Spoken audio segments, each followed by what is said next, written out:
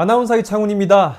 강의한다는 거, 말한다는 거, 그냥 아무런 준비 없이 하면 100% 망합니다. 저도 아나운서라고 그냥 강의하다가 너무나 힘들었거든요. 그런데 이렇게 저렇게 준비를 하고 나서 그 다음에는 절대 강의 망하지 않았습니다. 뭐 당연히 말 잘하니까 강의 안 망하겠지. 그게 아닙니다. 진짜 망하지 않은 비법들 제가 공개해 볼 텐데요. 우선 가장 큰 핵심은 강의라는 게 이 흥망성쇠 강하고 흥할까 망할까 이거는 저는 강의는 90%가 강의를 하기 전에 결정된다라고 생각합니다. 무슨 말이야 도대체. 강의도 안 했는데 어떻게 망할지 흥할지 결정이 돼? 분명히 준비만 잘 해도 90%만 잘만 준비해도 강의 성공합니다. 그럼 어떻게 준비하는지 저희 루틴을 말씀을 좀 드려볼게요. 첫 번째는 내가 만날 청중이 누구냐를 잘 확인할 필요가 있습니다. 저는 주로 제가 강의하는 보다는 장애 인식 개선 관련된 교육도 하고요.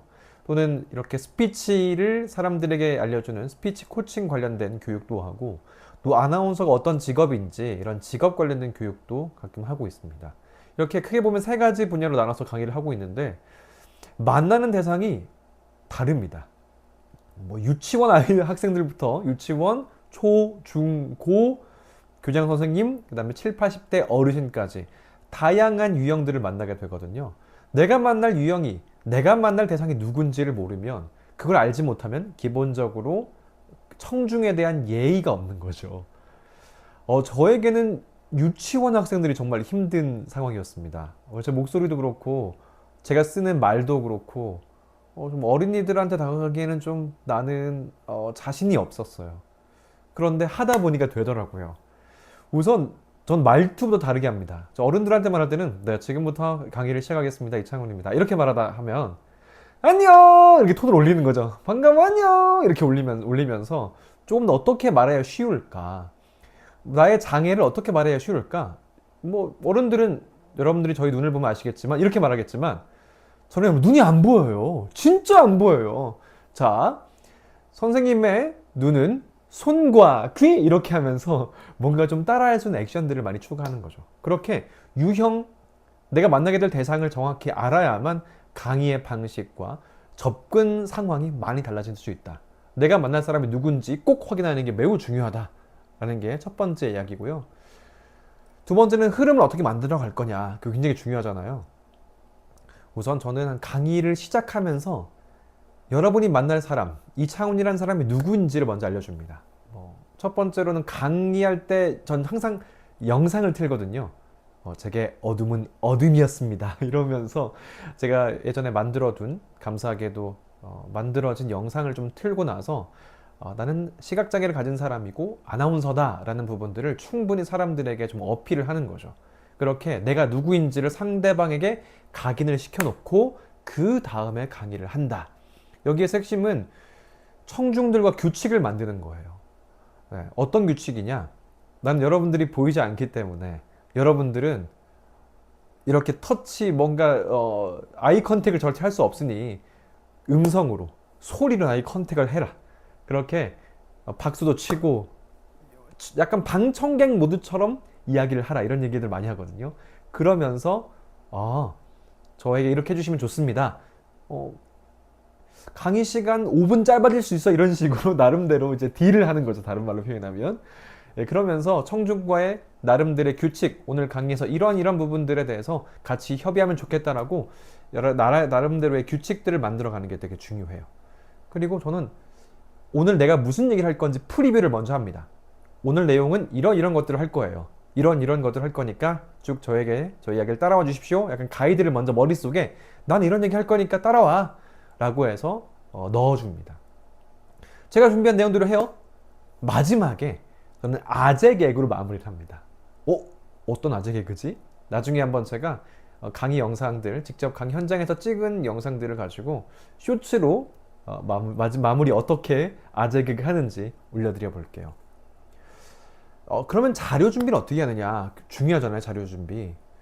저는 사실 슬라이드를 거의 쓰지 않으려고 합니다.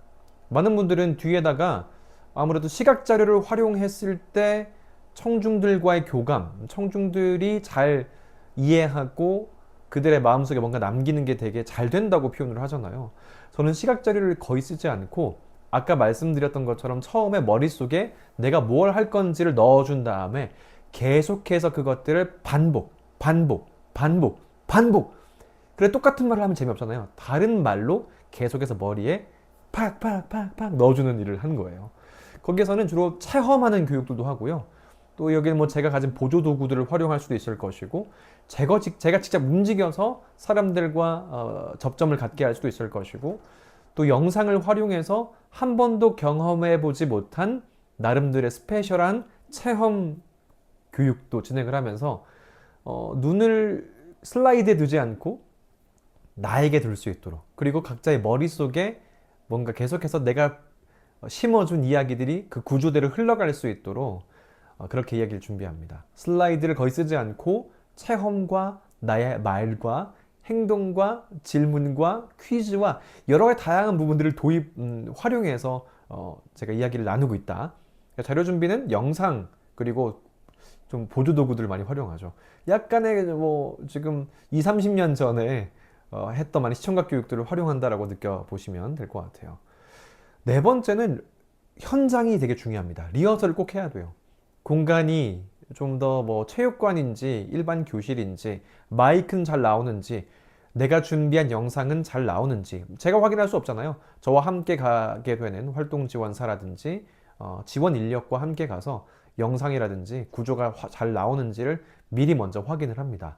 청중이 오늘 몇 분 정도 오시는지, 그리고 공간은 아마 뒤에부터 앉으시는지 앞에부터 앉으시는지 어떤 분들 공략해야 될지 많은 부분들이 그때 나오는 거거든요.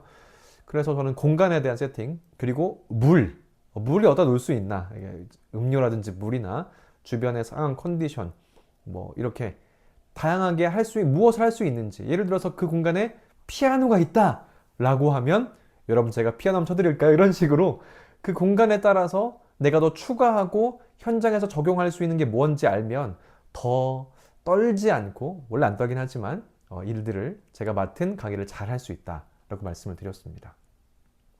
마지막으로 강의하는 사람은 나름대로의 강의의 철학이 필요하다고 생각합니다. 내 이야기를 듣는 사람들한테 어떠한 생각과 어떠한 가치를 넣어줄까를 많이 고민을 해볼 필요가 있어요.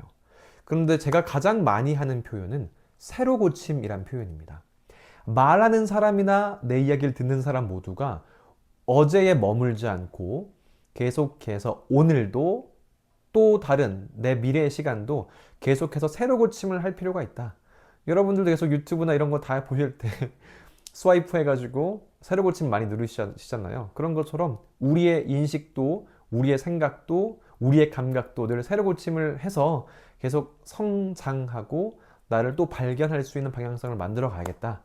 그래서 저는 이 가치는 새로 고침이 정말 중요하다라는 이야기를 나눠봤습니다.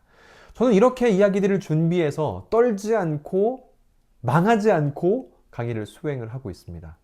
저를 불러주시면 제가 어떻게 강의하는지 알 수 있으니까요. 또 궁금한 점 있으면 댓글로 또 여러 가지 방식으로 저에게 달아주시면 답변을 드려보겠습니다. 아나운서 이창훈 다음 어떤 이야기로 함께 할까요? 다음 시간에도 뵙겠습니다. 안녕!